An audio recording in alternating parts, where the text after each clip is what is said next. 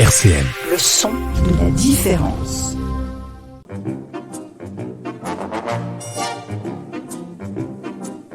Wa wa wa wa, ça ne peut pas durer comme ça. Wa wa wa wa, faut vraiment changer tout ça. J'en ai assez de rester tout seul à la maison, à tourner toujours en rond. Wa wa wa wa. Donc aujourd'hui, nous sommes jeudi, donc comme tout d'habitude, 1 heure avec François. Donc aujourd'hui, je reçois Monsieur Moitreau, c'est ça, Monsieur Moitreau, qui nous vient de la Ligue de protection des oiseaux, la section de Nancy-Meurthe-et-Moselle, c'est ça? Bonjour Monsieur. Alors, bienvenue sur le plateau de RCN, dans l'émission 1 heure avec François, chaque jeudi de 11h à 12h. Vous savez que cette émission est rediffusée le samedi matin entre 9h et 10h. Et la semaine suivante, pareil, 11h, 12h, 9h, 10h. On intervient tous les 15 jours avec un nouvel invité. Et aujourd'hui, on a un petit stagiaire qui est là aussi sur le plateau qui s'appelle... Bonjour Nathan. Bonjour François. Faut pas avoir peur de parler, Nathan. Nathan est en 3e, il fait son petit stage quoi, entreprise? Insertion, c'est quoi? Observation. Observation, ben alors donc il va observer, mais ça n'empêche pas de parler quand on observe, hein. D'accord? Ok. Parce que je crois que Nathan est un grand timide, hein. Il a l'air donc de rester derrière son masque caché, mais il peut l'enlever là sous le plateau parce que nous avons donc mis les... Comment ça s'appelle? Les choses de protection là. Comment ça s'appelle déjà? C'est le polycarbonate, je sais pas quoi. Plexiglas. Plexiglas, voilà. Alors on va commencer donc, Cyril toujours à la technique bien sûr, hein, qui nous a concocté notre petit programme. Et aujourd'hui j'ai choisi donc des chansons sous le thème des oiseaux bien sûr, parce que je vous reçois donc Et le roi des oiseaux c'est qui déjà? Il y a un roi des oiseaux, comme on dit le roi de la jungle, c'est le lion. Ah, c'est difficile. Bon, C'est difficile, on parle toujours hein. de rapaces parce que Voilà, les aigles et tout ça. Chaque espèce a sa place et Oui, bien dépend sûr. les unes des autres. Donc il n'y a pas de. Non, mais en fait c'est parce que c'est par l'importance de la. Oui, c'est des du projections vol. humaines, Voilà. ça. Ça, c'est des projections humaines, comme vous dites, oui. Alors, on va écouter une première chanson pour nous mettre en jambes, hein. Elle nous mettra en voix, parce qu'on va écouter Cucuy, non pas Cucuy, Michel Fugain, hein, qui chantait donc dans les années 72, hein, déjà, Fait comme l'oiseau.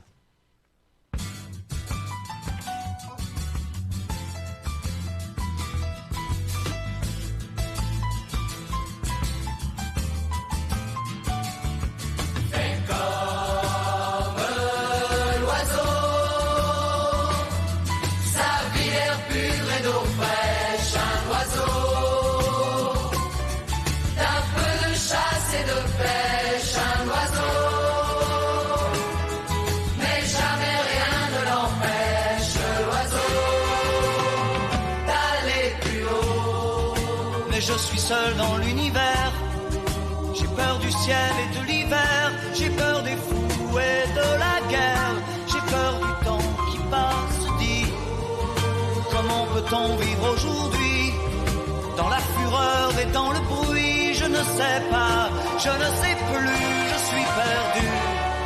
Fais comme l'oiseau. Sa vie l'air pur et l'eau fraîche.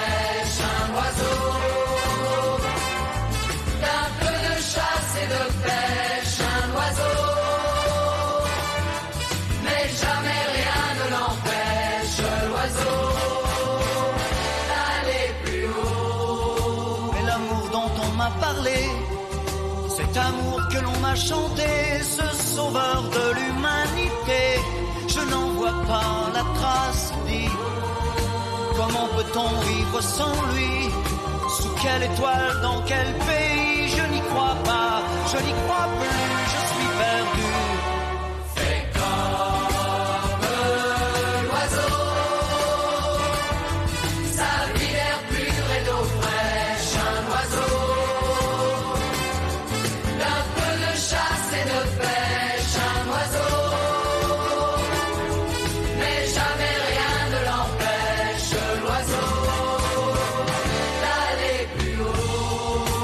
J'en ai marre d'être roulé par des marchands de liberté, d'écouter se lamenter, ma gueule dans la glace. Dis, est-ce que je dois montrer les dents? Est-ce que je dois baisser les bras? Je ne sais plus, je ne sais pas, je suis perdu. Fais comme l'oiseau.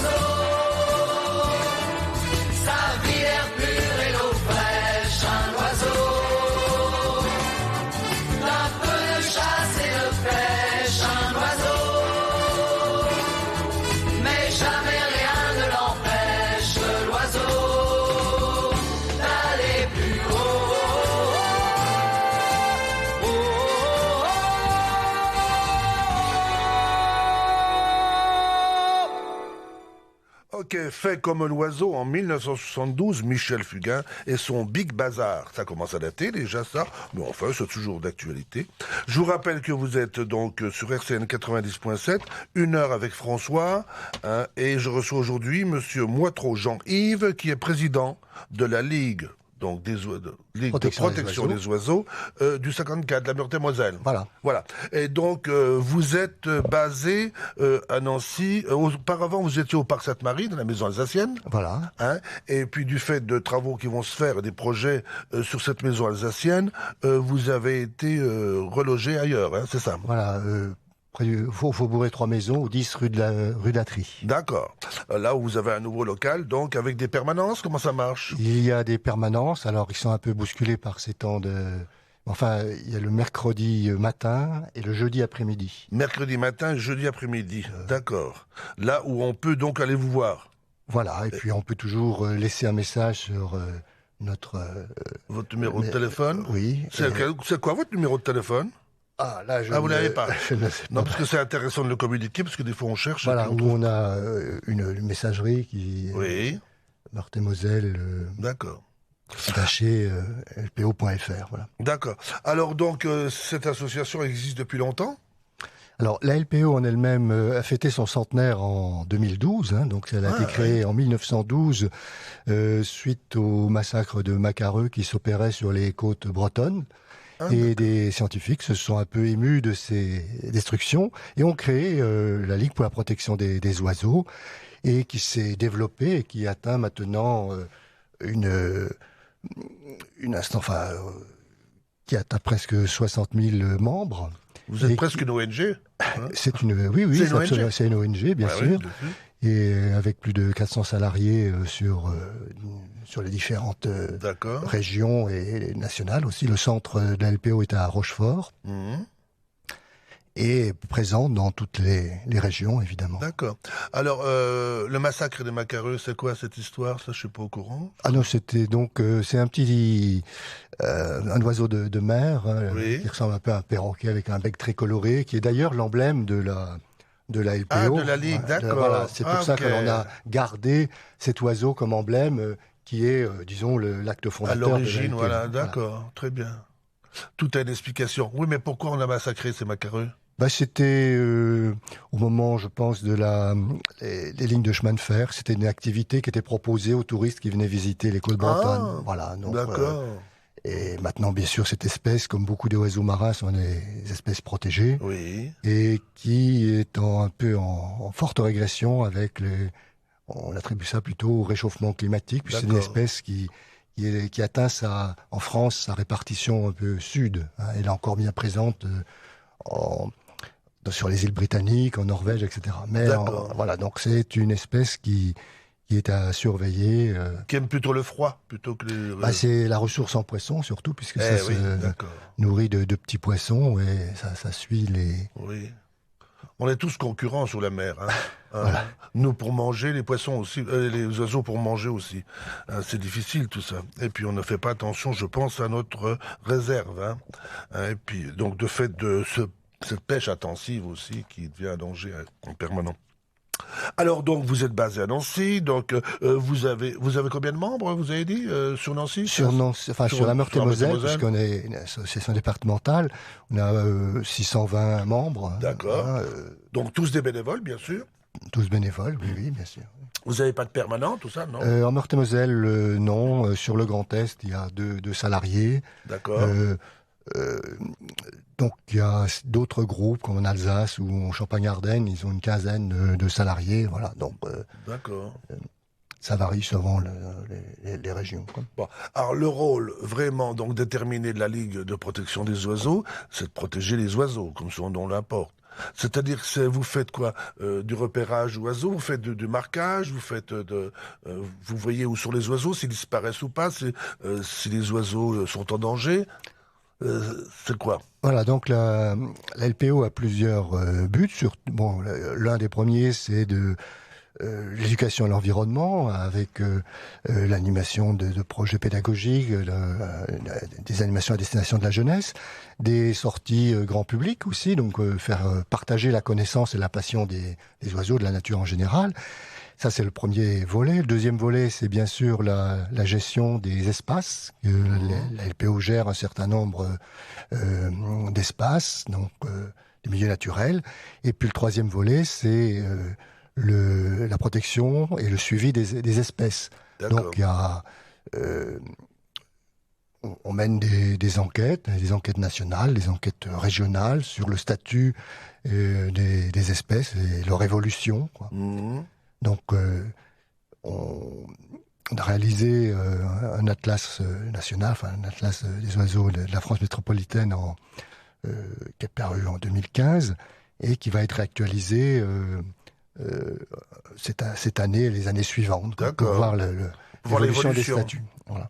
Alors, quand vous dites que vous gérez des espaces, ce sont des espaces que on vous confie, Alors, il y a qui sont confiés par il y a les deux. Il y a des propriétés en propre et puis de la gestion qui est attribuée par que ce soit la région, le département. D'accord. Alors, nous, en Meurthe-et-Moselle, on est propriétaire simplement de quelques haies qu'on avait achetées il y a quelques temps, mais d'autres groupes LPO gèrent des étangs, des choses comme ça, enfin des espaces naturels.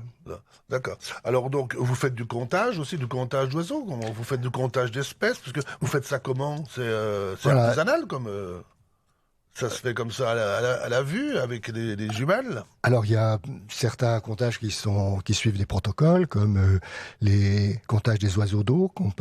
Il y a un comptage national qui se fait chaque 15 janvier. Donc, c'est sur tous les plans d'eau de France. Parce qu'il y a la migration des oiseaux, justement. Là. Voilà, donc il y a... donc c'est pour justement... nous, on le fait en Lorraine, tous les milieux de mois, vers le 15 du mois, d'octobre à mars. Justement pour les oiseaux d'eau, pour suivre les évolutions des espèces. Oui. Et puis, alors il y a aussi des enquêtes... oiseaux de l'année, par exemple.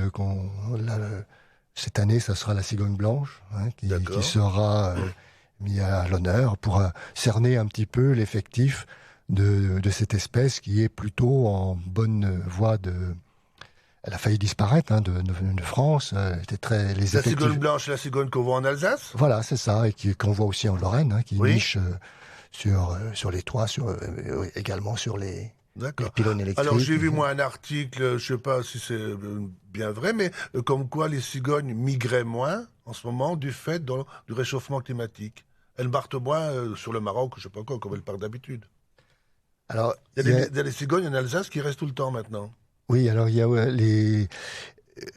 dans les années 80-70, il y a eu des élevages de cigognes pour justement rétablir les effectifs, quoi. Oui. Donc, comme les cigognes, la migration, c'est quand même une opération risquée sur tout le trajet. Donc, pour éviter cela, les individus on leur coupait les plumes pour qu'elles ne s'envolent pas et on les conservait dans des volières.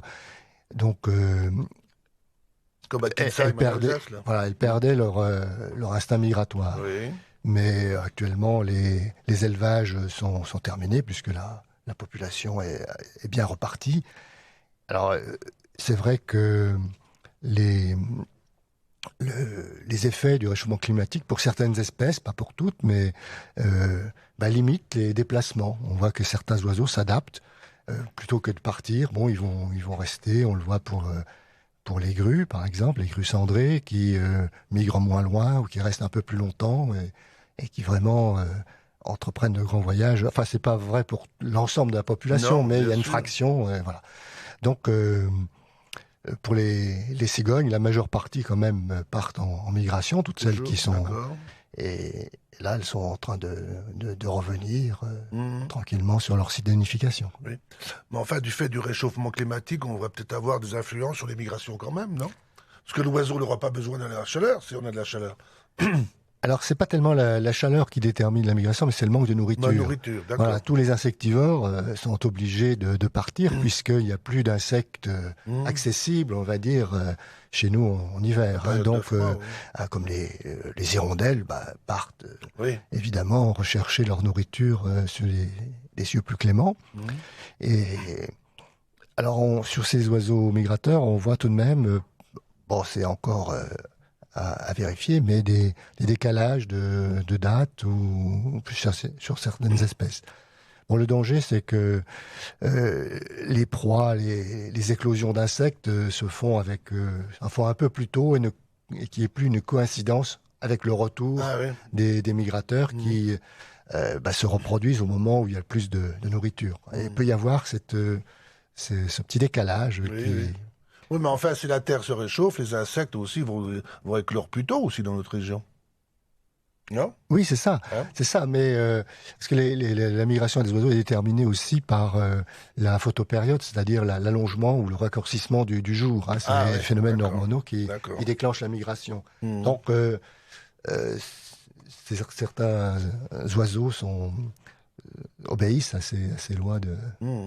Il y a Cyril qui me dit, tiens, qu'à Mirecourt, il y a un couple de cigognes qui revient tous les ans au même endroit. Voilà, c'est un couple qui est sur une sorte d'édifice assez haut. Voilà. Ils se sentent protégés, ils viennent là tous les ans, et ils font leur bébé là ? Oui, absolument. Les cigognes sont très fidèles à leur site de nidification et sont même têtues quand c'est dans un endroit un peu gênant comme sur des pylônes électriques parce qu'elles utilisent ces supports et on est en relation avec les distributeurs d'électricité pour prendre des mesures de protection qui à la fois protègent le réseau électrique et puis les oiseaux. Oui, bien sûr. Pas toujours simple. Ben non. Faut pas oublier que vous appelez la Ligue de protection des oiseaux. Donc, ok. Alors, on va parler un peu d'autre chose après, mais on va écouter encore une deuxième chanson. Hein. Nathan, tu connais Nathan ? Donc, une chanson Marie-Myriam, tu connais ? Non, tu connais pas Marie-Myriam, Nathan. Nathan, il a quel âge ? 15 ans, hein ? 14 ans. Alors, comment veux-tu qu'ils connaissent Marie-Myriam ? Déjà, Michel Fugain, je pense pas. Marie-Myriam, c'était en 1977. Elle avait gagné l'Eurovision, le championnat Eurovision, avec une chanson qui s'appelait comment ? L'oiseau et l'enfant.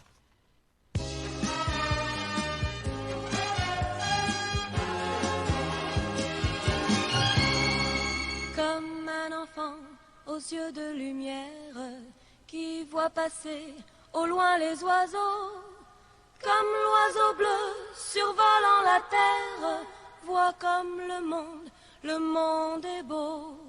Beau le bateau dansant sur les vagues, ivre de vie, d'amour et de vent.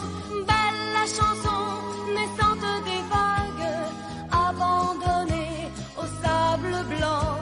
Blanc l'innocent, le sang du poète, qui en chantant invente l'amour, pour que la vie s'habille de fête et que la nuit se change en jour, jour d'une vie où l'aube se lève pour réveiller la ville aux yeux lourds, où les matins effaillent les rêves pour nous donner un monde d'amour. L'amour c'est toi, l'amour c'est moi, l'oiseau c'est toi, l'enfant c'est moi. Moi je ne suis qu'une fille de l'ombre qui voit briller l'étoile du soir. Toi mon étoile qui tisse ma ronde, viens allumer mon soleil noir. Noir la misère, les hommes et la guerre, qui croient tenir les rênes du temps.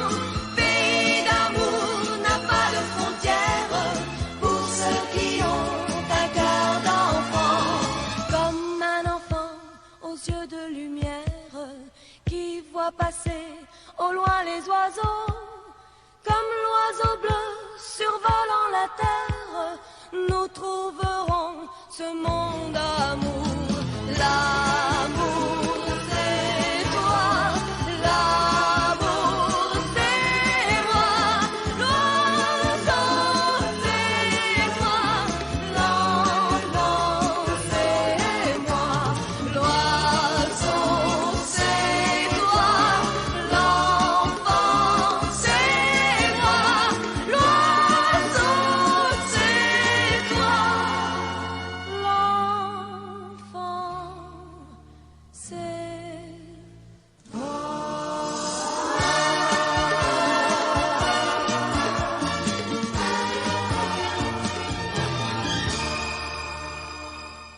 Voilà, c'est en 1972, Marie-Myriam, l'oiseau et l'enfant, la dernière fois que la France a gagné à l'Eurovision. Alors cette année, croisons les doigts, moi j'ai entendu la jeune artiste qui a préparé sa chanson. Je ne sais pas si vous l'avez entendu cette année, une jeune artiste magnifique. Qui a été sélectionnée pour la France. Je ne sais plus comment s'appelle le nom de la chanson, mais enfin, une très belle chanson. Espérons que cette année, donc la France va prendre sa revanche un peu à l'Eurovision. Alors, je suis toujours avec Monsieur Moitreau, donc président de la Ligue de protection des oiseaux de la Meurthe-et-Moselle, basée rue de la Trie à Nancy. Alors, on parlait donc de la migration des oiseaux à l'instant, on a parlé des cigognes. Donc, on va parler un peu de votre technique de comptage donc sur les oiseaux. Et puis, qu'est-ce qui vous a amené, vous, personnellement, donc, à vous occuper d'oiseaux? Parce que vous étiez dans l'enseignement, je crois. Voilà, mais c'est à l'adolescence, j'ai habité la campagne, donc j'ai toujours été en contact avec la nature et ça m'a plu. Et ensuite, j'ai rencontré d'autres collègues et des associations, dont la LPO. Et puis, et ça fait longtemps que vous êtes à la LPO? Ah ben oui, la LPO, oui. Mais vous y êtes depuis combien de temps? Depuis les années 80, je crois. Ah oui, d'accord. Oui, alors, donc, vous êtes un routard de la LPO maintenant. Vous connaissez bien votre sujet. Alors donc là, parce qu'il y a les oiseaux aussi, les oiseaux des champs, la campagne. Voilà. Puis il y a les oiseaux de la ville. Oui, enfin C'est les mêmes? C'est souvent les mêmes. Hein. Il y a les oiseaux forestiers, il y a d'autres qui sont plus attirés vers les zones bâties, qui vont rechercher à nicher dans les bâtiments. Puis il y a les oiseaux des jardins, enfin les oiseaux de proximité, on va dire. Hein. Oui. Et c'est vrai que la LPO, avec le Muséum d'histoire naturelle, a lancé pour la 9e année, en 2020, donc une opération comptage des oiseaux des jardins. D'accord. C'est une opération de science participative où chacun est amené à observer les oiseaux dans son jardin pendant 1 heure. Il y a un petit protocole. Donc, c'est une observation d'1 heure, sans compter évidemment 2 fois les mêmes. Donc c'est une estimation. C'est pas facile. C'est pas facile. C'est-à-dire que c'est le maximum d'oiseaux qu'on voit souvent autour des mangeoires, puisque ça permet de voir les oiseaux. Beaucoup mettent, je crois que 80% des gens qui font ces comptages qui possèdent une mangeoire dans leur D'accord. jardin. Mais n'importe qui peut le faire, ça? Ah bien sûr, oui, c'est ouvert à tous. Il suffit d'aller sur le site Oiseaux des Jardins, de taper Oiseaux des Jardins, vous tombez sur le site. D'accord. De choisir un lieu. Donc il y a toute une démarche qui est bien précisée. Oui. Donc de choisir son jardin, ou ça peut être un square, enfin bon, si on n'a pas de jardin privé. D'accord. Et d'observer. Alors on choisit l'heure d'observation et on note à l'aide de petites images qui décrivent les oiseaux, le nombre de mésanges qui ont été vus, de moineaux, de pinsons, Alors, les etc. images-là, on les a sur le net? Oui, elles sont sur le site. Ouais. Et il y a des fiches aussi de reconnaissance qui sont à disposition du public. D'accord. Ça peut être une excellente application avec des enfants, ça, en plus. Oui. Donc, ce comptage, il y a un comptage national qui est fait souvent en janvier. Cette année, c'était le 30 et 31 janvier 2021. Oui. Et c'est la 9e, je le disais, la 9e édition de ce comptage. Il y a un deuxième comptage en mai. Alors, c'est souvent le 3e week-end de mai. Donc là, c'est sur les oiseaux qui nichent dans le jardin. D'accord. Ah oui, dans le jardin. Voilà. Oui, c'est tous les oiseaux qu'on voit poser, pas ceux qui survolent le jardin, c'est tous ceux qui le fréquentent, quoi.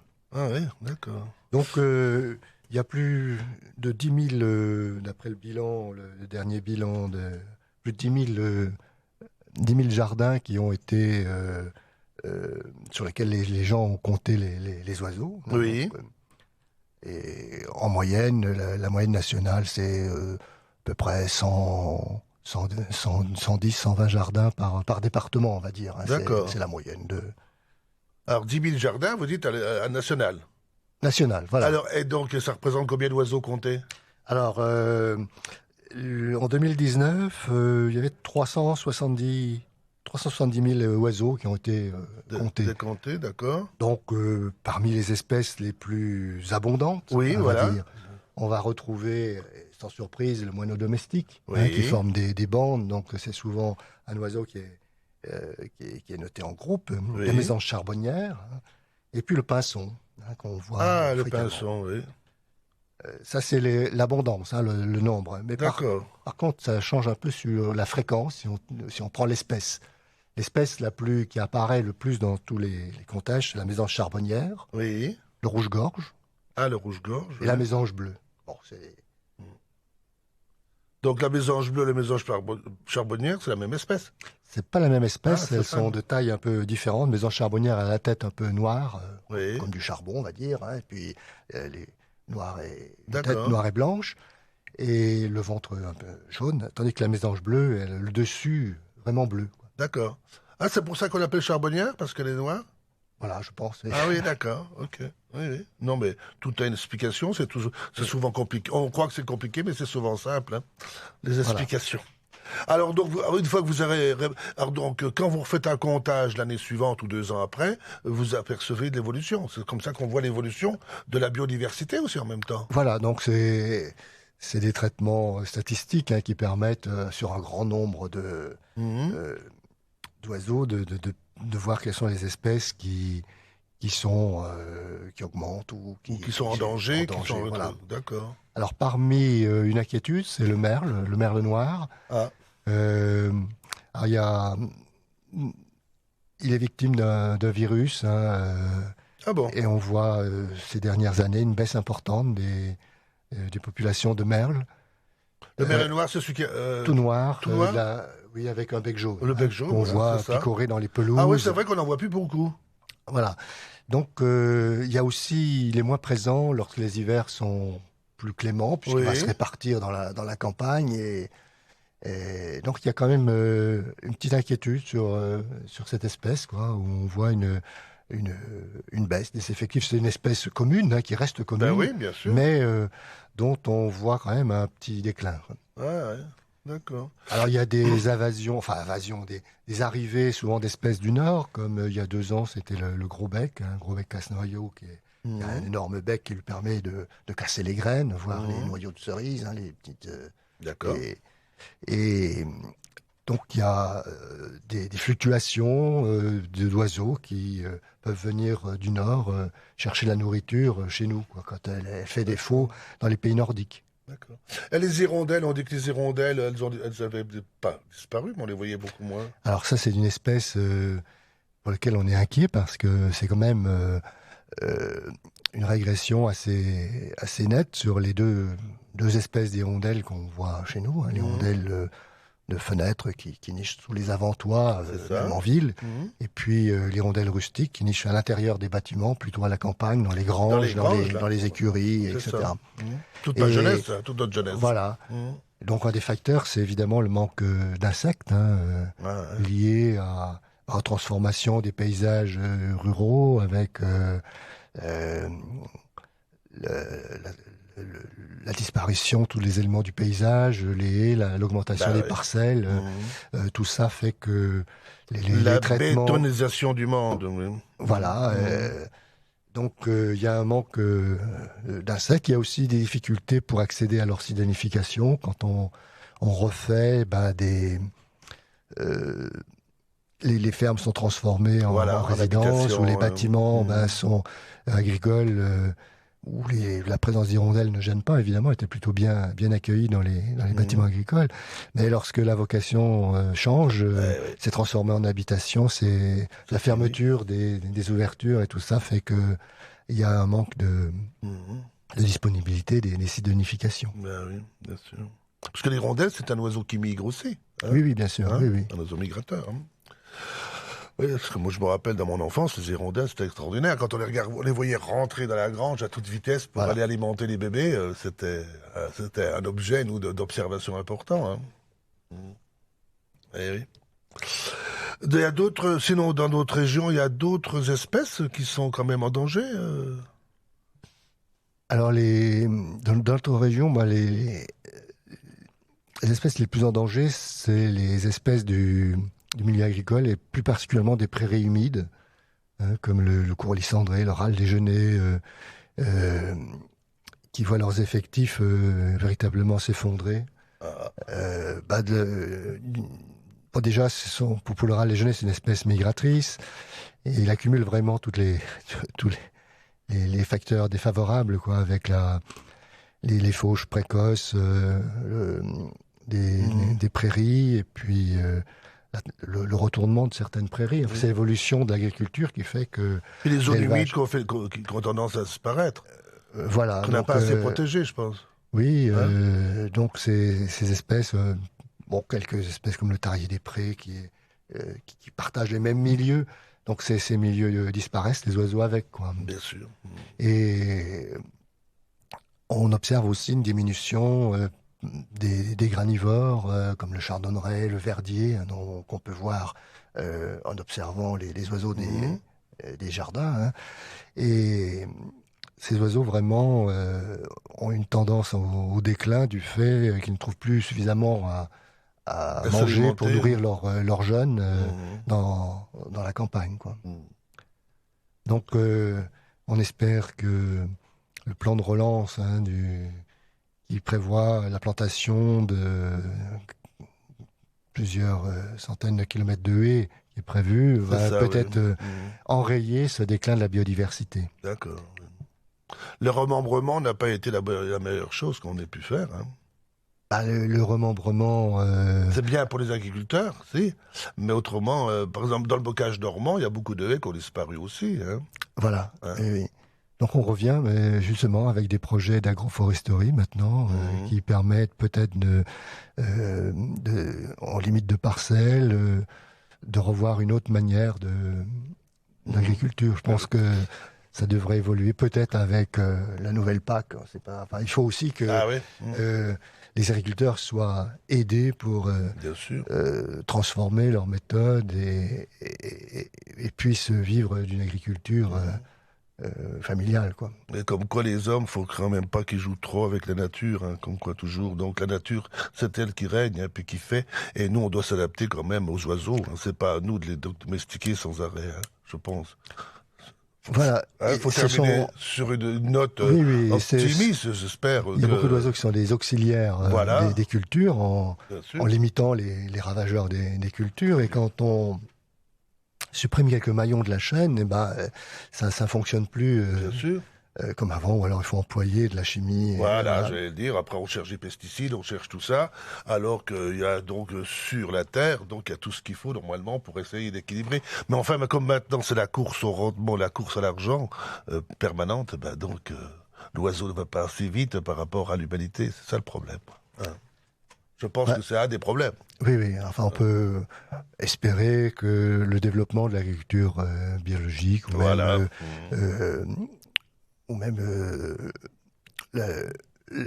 la mise en place d'aménagement, comme j'en parlais, des haies, des bandes enherbées qui rompent un peu la monotonie des cultures et qui permettent l'accueil de la biodiversité à la campagne. Il faut se dépêcher, hein, c'est une course contre la montre. Voilà, c'est une course contre la montre. Je pense qu'on a un peu alerté un peu nos auditeurs. Merci, Monsieur Moitreau, d'être venu. Hein. Donc, bonne vie à la Ligue de protection des oiseaux, pas de souci. Merci. Mais le 3e week-end de mai, je pense qu'il y a une nouvelle opération, vous avez dit. Donc, il faut aller sur le site www.oiseaudesjardins au pluriel.fr, hein, où on peut s'inscrire. Hein. Oui, on ne manquera pas de communiquer dans les médias sur cette opération, quoi. D'accord. Très bien. Merci, Monsieur Moitreau. Et bon comptage. Hein. Merci. Et donc, on va écouter une troisième chanson. On va, sur le thème des oiseaux, toujours aujourd'hui. On va les libérer, les oiseaux, aujourd'hui. On va libérer les oiseaux de Pierre Pérez dans la cage aux oiseaux. En 1987.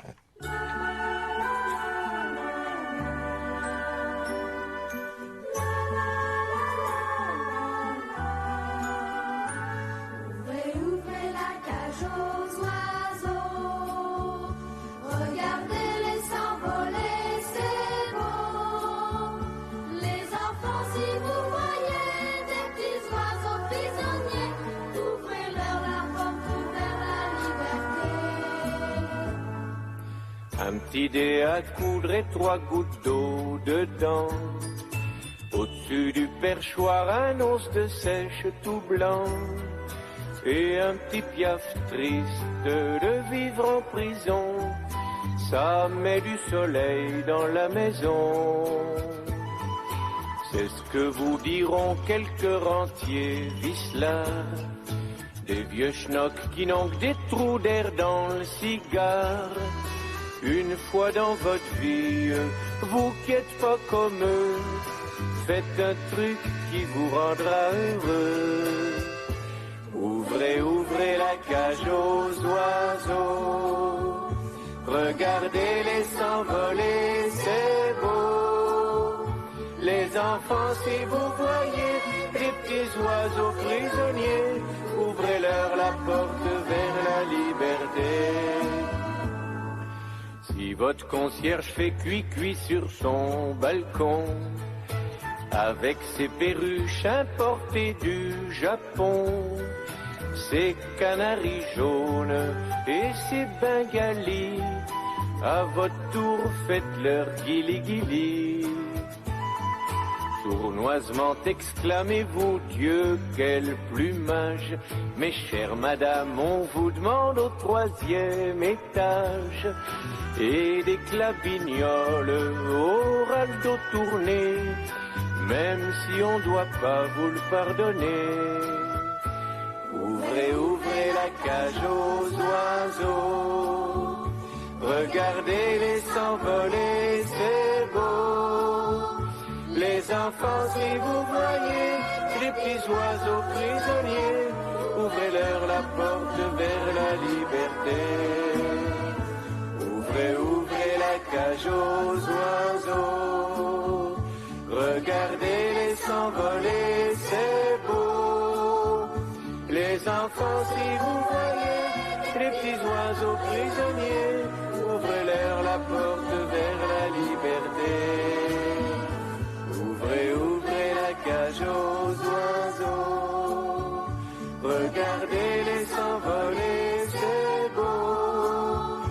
Les enfants, si vous voyez des petits oiseaux prisonniers, ouvrez-leur la porte.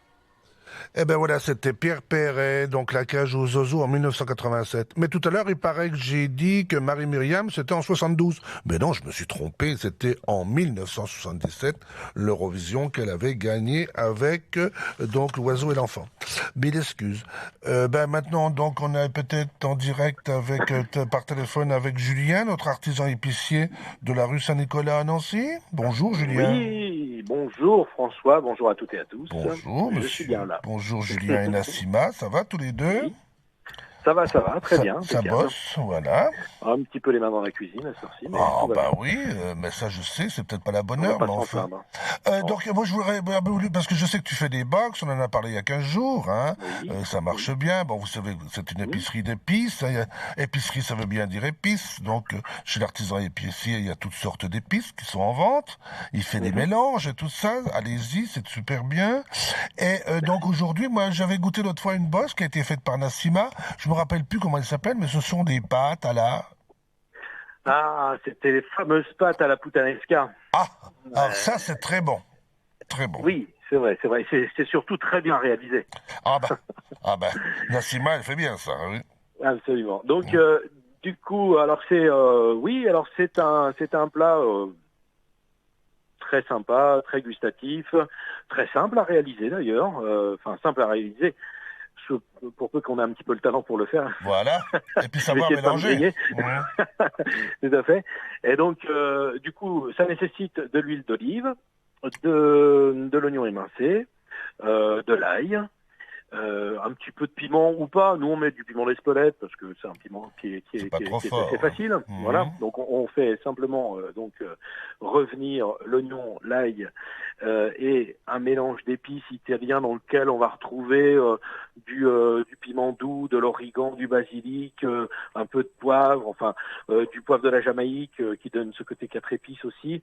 Et on va mélanger tout ça avec l'huile d'olive, on fait revenir et ensuite on met de la tomate, on va dire du coulis de tomate, oui, de la purée de tomate. Et puis donc on continue à faire chauffer tout ça. On ajoute éventuellement un petit peu de persil ciselé, ça peut être très sympa. Et puis ensuite, on a cette sauce base tomate, donc très rapide à réaliser, qu'on va verser sur des pâtes. Alors peu importe les pâtes, ça peut être des farfales, des linguines. Nous ici, c'est des linguinés, donc ce sont ces spaghettis plats. Oh, c'est bien avec les linguinés, je trouve, c'est bien. Ah, c'est très très sympa avec les linguines et c'est gourmand. Et donc on dispose par-dessus des filets d'anchois, on en met 2-3 comme ça parce que ça ajoute du goût et c'est très sympa. Et pour les personnes qui ne veulent pas d'anchois, on met par exemple de la copa. Parce que, parce que tout le monde n'aime pas les anchois, bien sûr. Tout le monde n'aime pas les anchois, absolument. Oui. Donc on fait du sur-mesure dans les cas-là. Et c'est un plat qui est né du côté de Naples, qui était destiné à des personnes qui travaillaient dans la rue, donc souvent des dames. Ah, des dames de petite vertu, comme on dit. Oui, c'est comme ça qu'on dit. Oui.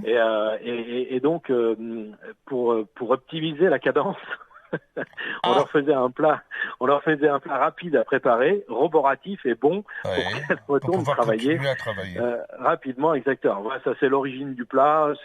C'est pour la petite histoire. Évidemment, après c'est un plat qui a été retravaillé dont on a redéfini un peu les contours, tout simplement. Et c'est vrai qu'il est quand même très sympa. Si je comprends bien, putanesca, ça veut dire prostituée? Bah c'est l'origine prostituée. Je sais pas si ça veut dire complètement prostituée, mais on a bien cette racine du mot putta, effectivement. Voilà. Alors c'est peut-être un petit peu vulgaire, mais bon, c'est comme ça que le plat s'appelle. Vulgaire, c'est la vie, c'est la vie. Ouais, absolument, tout à fait. Non, mais donc voilà, c'est un plat qu'on conseille et qu'on aime bien faire parce qu'il est bon et vous l'avez dit, François. Comme quoi, tout métier a ses bonnes conséquences. Hein. Là, donc, c'est un bon effet induit suite donc à ces jeunes femmes qui vendaient leur corps, mais qui avaient besoin aussi de manger rapidement dans la journée. Exactement. Voilà. Tout à fait. Et puis bon, autrement, qu'est-ce qu'il y a de nouveau donc en ce moment l'artisan épicier, à part donc ça, bon, je sais qu'on fait toutes sortes de box, ça c'est pas le problème, mais un jour on va reprendre donc le chemin des restaurants, on va pouvoir aller venir manger un jour ou pas? Je pense, je caresse l'espoir que pour avril ou mai, ça commence à rouvrir. Alors ça, c'est. Il y a des on-dit, paraît-il, pour début avril, je sais pas. Oui, ce serait formidable. Bon, après, on va observer. Bon, peut-être que s'il y a un peu de retard à l'allumage, dans le pire des cas, ce sera mai. Bah oui, mais enfin, on aimerait bien, nous, un peu se promener dans la ville et puis voir un peu comment ça se passe, hein, et profiter Il y en a marre de tout ça. Il y en a marre. Absolument, on est bien d'accord. On est tous d'accord avec ça, d'ailleurs. Oui. Il faudrait que ça cesse. Il faudrait que ça cesse, voilà. Hein. Voilà. Même donc, si on garde, on fait contre mauvaise fortune bon cœur, tout de même, on aime bien notre vie. Oui, hein, bien sûr. Échanger tous ensemble, boire un petit coup, discuter, boire un café, voilà, échanger des recettes, échanger des idées. Donc, le monde n'est fait que de ces petites attentions, hein. Donc, le reste, c'est... Absolument. Hein. Bon, c'est très bien. Tu diras encore à Nassima que sa recette est très bonne, hein, bien sûr. Oui, hein. je lui transmets. Et toujours épicée comme il faut. Hein. Donc d'ailleurs, il faudra qu'elle nous en refasse une box, à bientôt. J'ai trouvé ça excellent. Bon. Eh ben, donc, bonne journée à tous les deux. Travaillez bien. Hein. Merci François. Et à très bientôt. Puis à bientôt, bonne journée. Voilà. Au revoir, Julien. Bon, on va écouter encore une chanson sur le thème des petits oiseaux, parce qu'aujourd'hui, on avait Monsieur Moitreau de la Ligue de protection des oiseaux de la Meurthe-et-Moselle. Hein. Monsieur Moitreau qui nous a expliqué un peu le comptage des oiseaux qui va se faire encore au mois de mai. Le résultat de fin janvier n'est pas encore donné. Il y aura donc celui du mois de mai qui va venir en plus, donc sur le comptage des oiseaux des jardins et des oiseaux de ville. C'est important. Si vous avez envie de compter les oiseaux, il faudra contacter Monsieur Moitreau et aller sur le site oiseaudesjardins.fr. Voilà. On va écouter Juliette Gréco en 1966, Le petit poisson à petit oiseau. Une belle histoire. Un petit poisson, un petit oiseau, c'est mes d'amour tendre. Mais comment s'y prendre quand on est dans l'eau? Un petit poisson, un petit oiseau, c'est né d'amour tendre. Mais comment s'y prendre quand on est là-haut?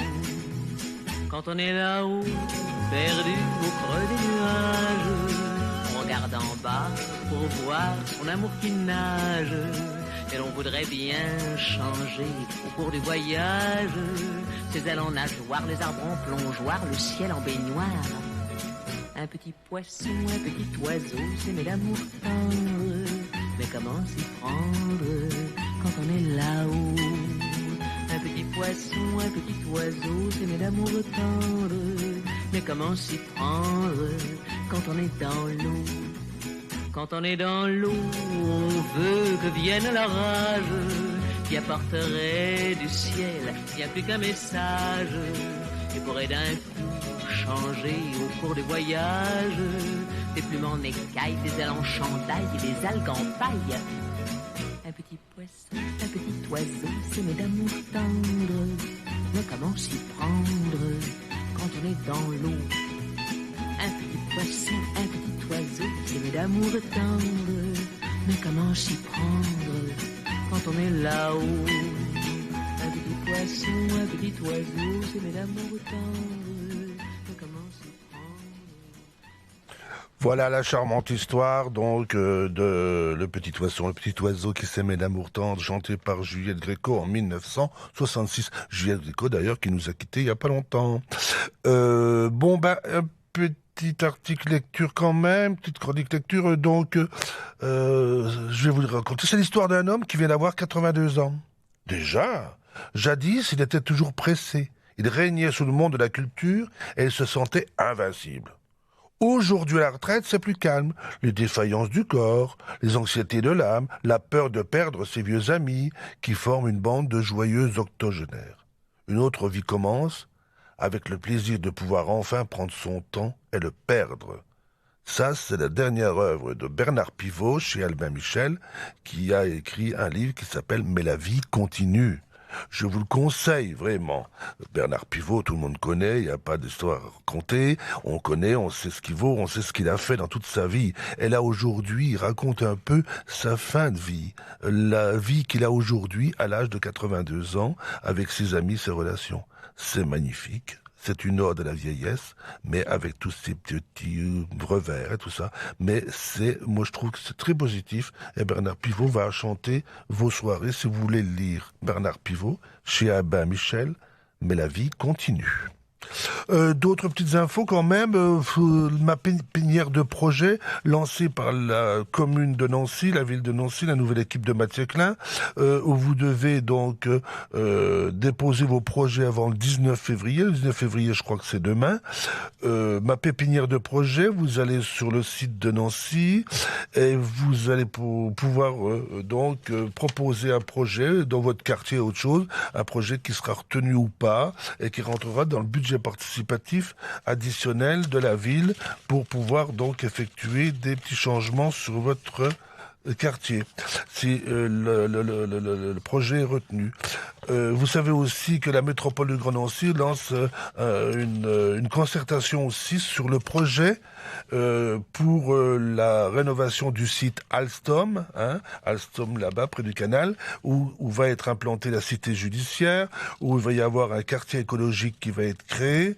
Donc il y a des balades qui sont créées le 6 mars et le 13 mars, des balades urbaines pour connaître le quartier et savoir ce que vous pouvez en dire et ce que vous pouvez apporter pour l'élaboration du projet futur. Alors le 6 mars à 10h30, une balade urbaine, le 13 mars pareil à 10h30, balade urbaine sur le site, mais il faut s'inscrire sur le site donc de grandnancy.eu pour pouvoir donc accéder à cette balade où il y aura les architectes, il y aura des conseils métropolitains, il y aura tout le monde pour pouvoir donc envisager la refonte de ce quartier.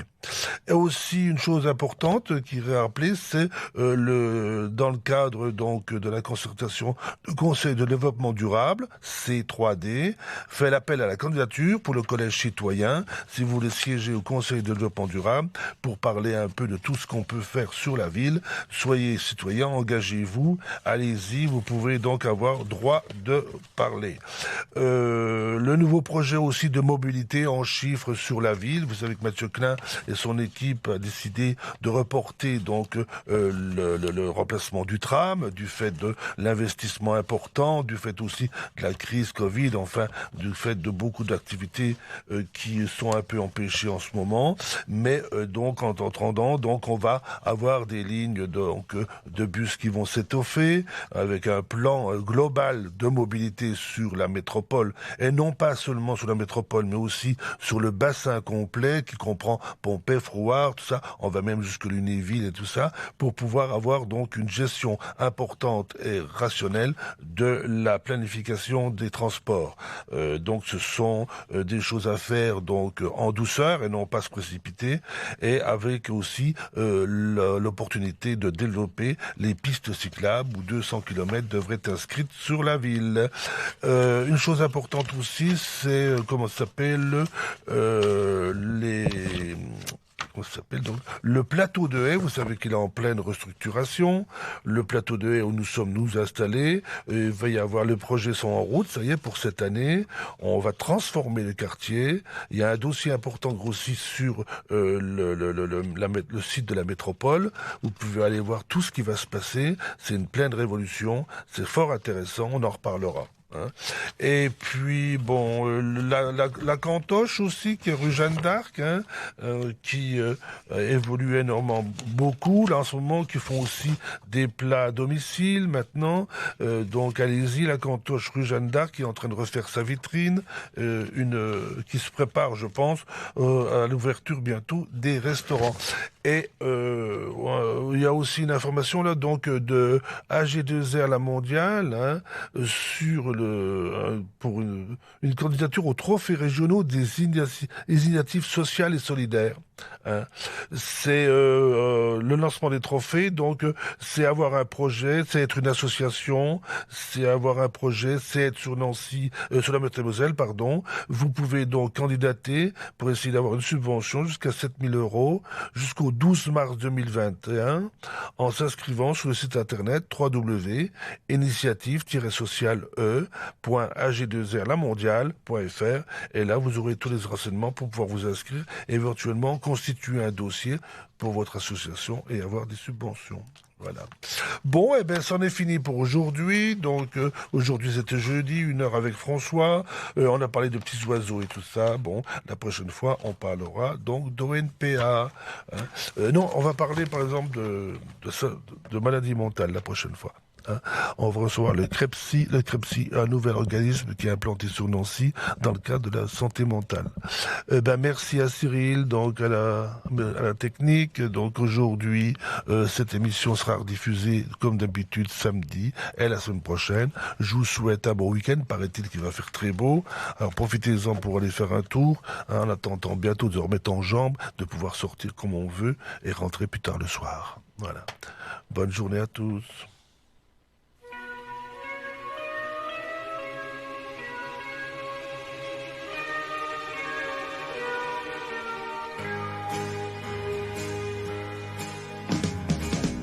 L'oiseau noir et l'oiseau blanc, au ciel vivait tombé.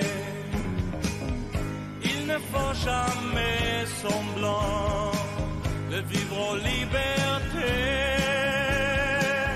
J'aimerais pouvoir le suivre, tout là-haut cet oiseau libre que j'entends chanter dans le bleu du ciel dès que je m'éveille.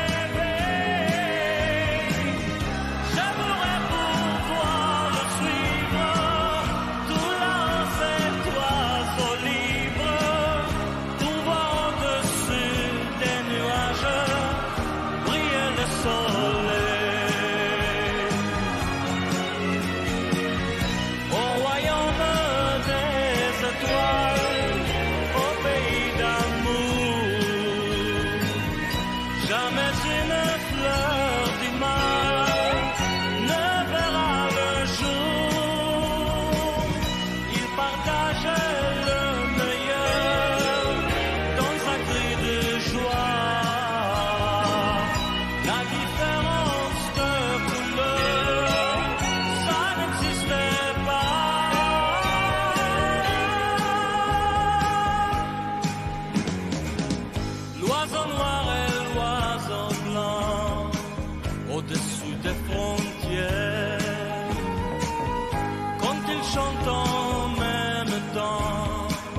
c'est pour la terre entière.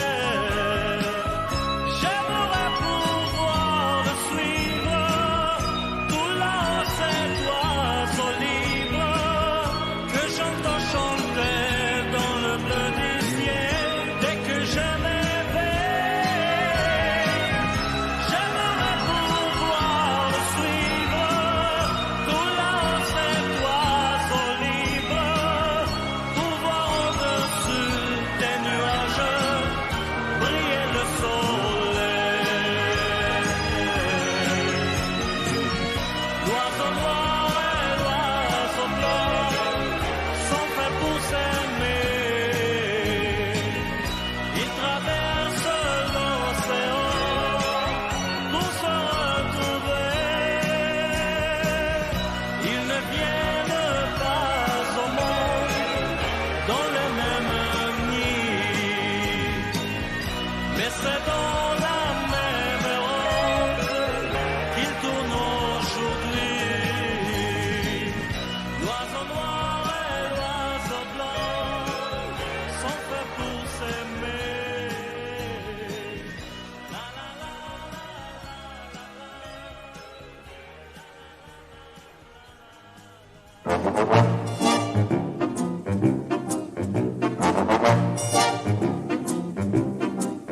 Wa wa wa wa, ça ne peut pas durer comme ça.